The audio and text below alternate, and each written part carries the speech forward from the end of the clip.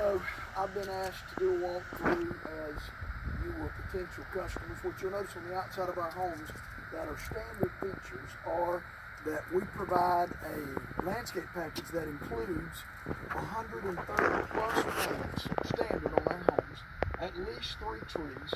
We provide over 3,500 square foot of sod on our homes.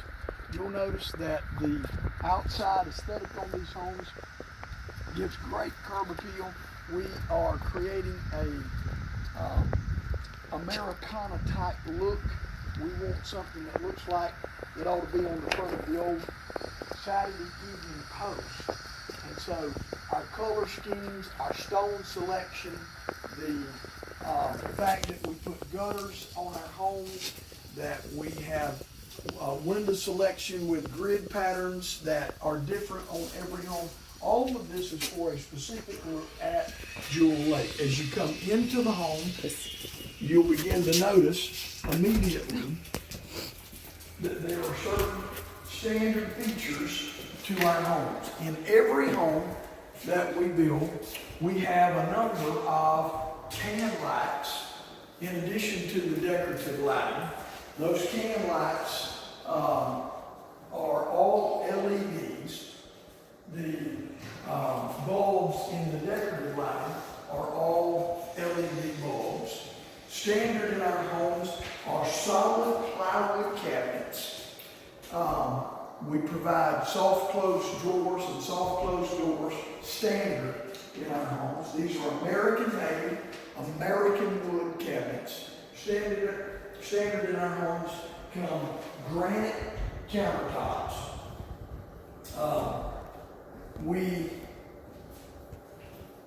give the customer the choice of what they put with regard to hardware on these cabinets. For instance, this customer, this home is already sold, chose these pulls on the cabinets. They have a different color scheme on their island, and so you'll notice different pulls there. We have this home ready for the show tomorrow, so we'll put down this paper so that people can walk throughout the home.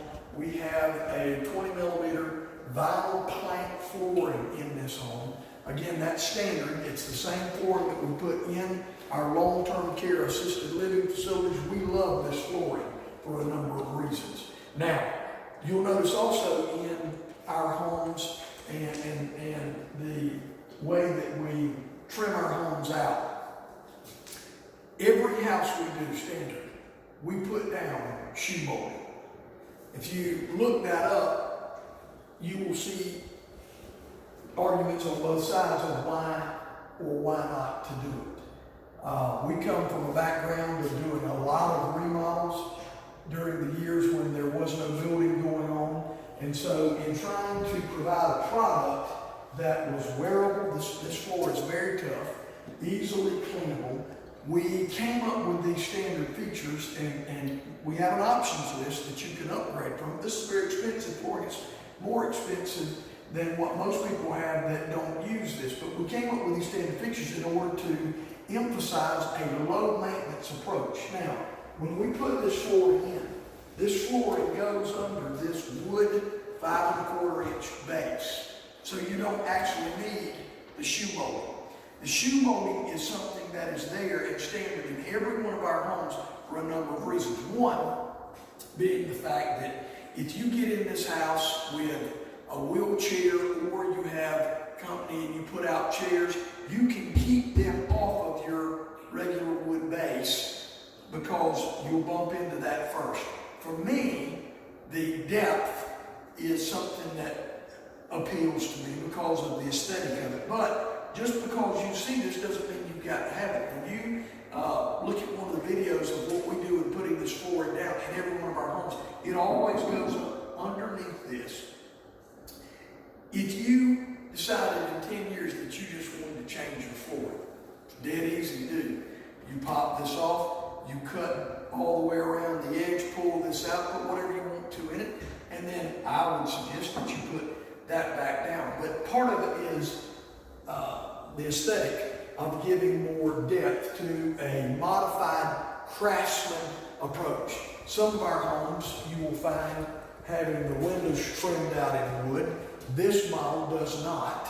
but we have these aprons that you can see that are very appealing on these homes. These are all wood window stools.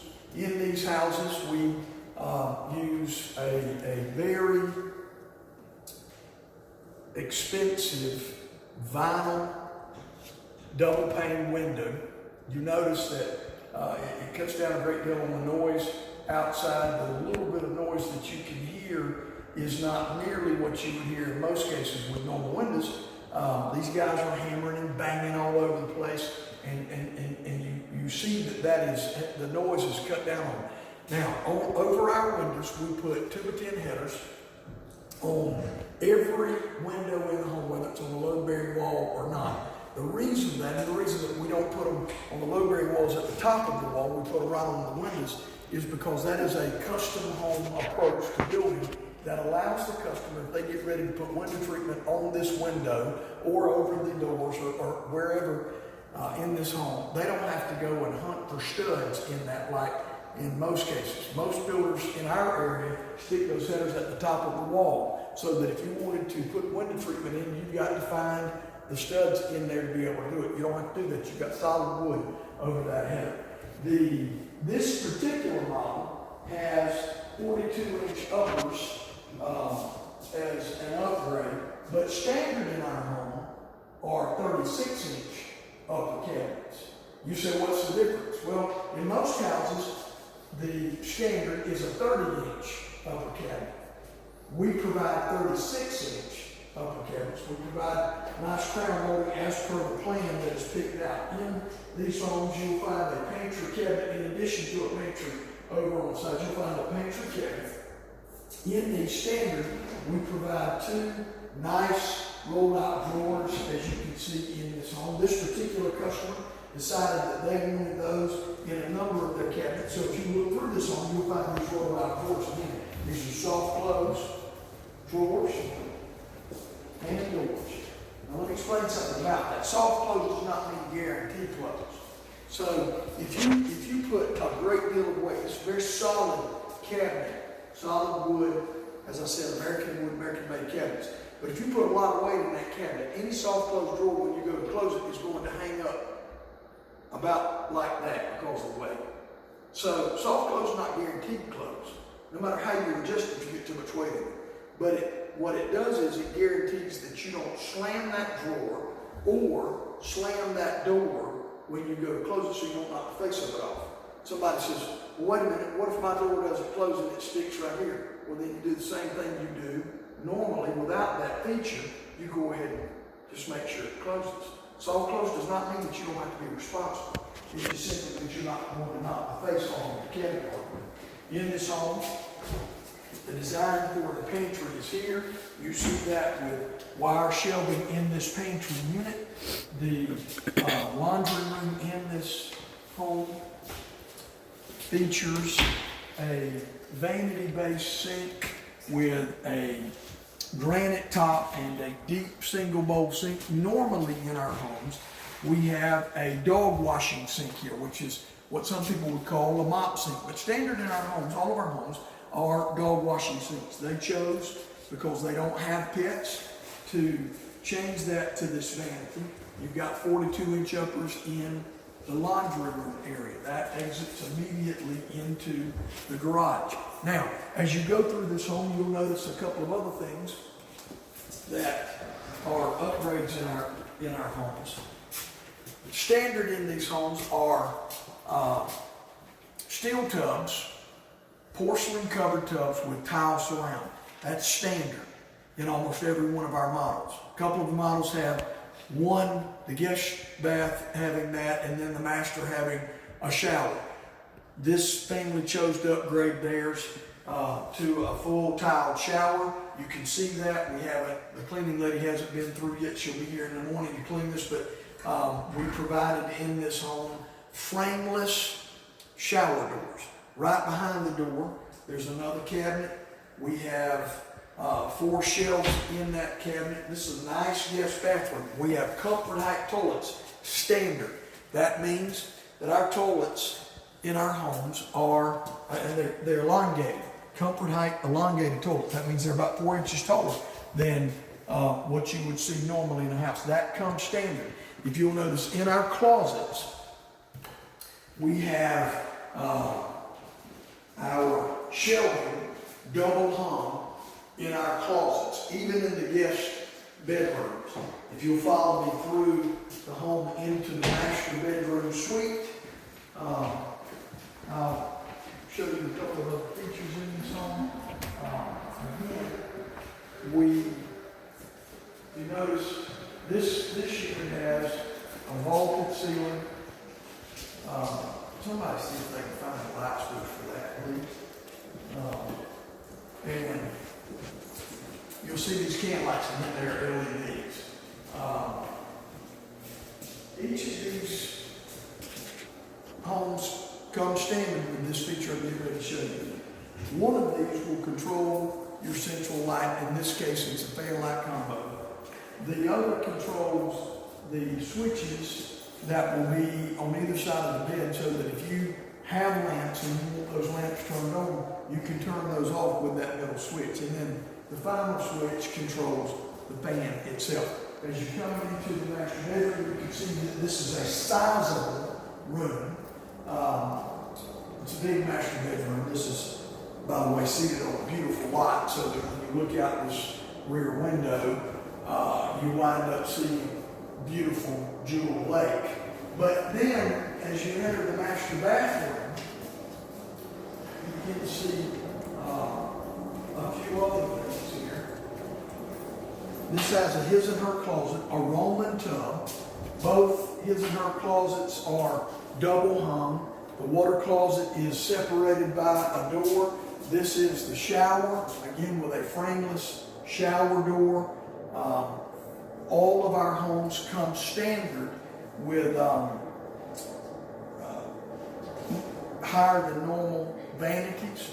We don't use the normal height vanities in any of our homes, and that allows for you to be able to access this without bending over. We put a great deal of thought into our standard features in our homes so that, again, low maintenance, high quality homes that hold their value and increase on the market. And so this is the Linda at Jewel Lake. Now let me introduce you to the builder. His name is Gerald Smith. He's my father. And we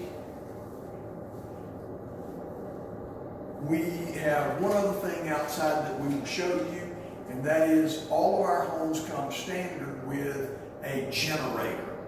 This home has a whole home generator with an automatic transfer switch, so that if the power were to go out, again, that's standard on all of our homes, unless you ask us specifically not to use it. But if the power goes out, you don't have to go out and start anything. You don't have to go out and plug anything in. You don't have to go to your panel box, turn anything off. Immediately, your power will come back on within 30 seconds and run continuously in the whole home until the municipality power is restored. Now, the fact that we are in Florida makes that a huge issue. You'll notice that the air is not running in this home, even though today it's about 83 degrees outside. This home is cool. We build our homes with a much higher roof pitch than most everyone that you see. We spend a great deal more money on that, but we create convection currents in that roof using almost always, every now and then you'll see someone that wants an all-fridge vent, and we try to accommodate that. We use ridge vents. Those convection currents allow these homes to be heated and cooled for less money. We're keeping track of our homes in this area and what the power bill is, and on the homes that I've gotten information on that are between 14 and 1,500 square foot heated, their power bill is running an average of $50 to $55 a month. That's unheard of. Their water and sewer bill is actually higher than their power bill. Any questions? Anything I need to add? Let's go. Thank you for meeting with us today.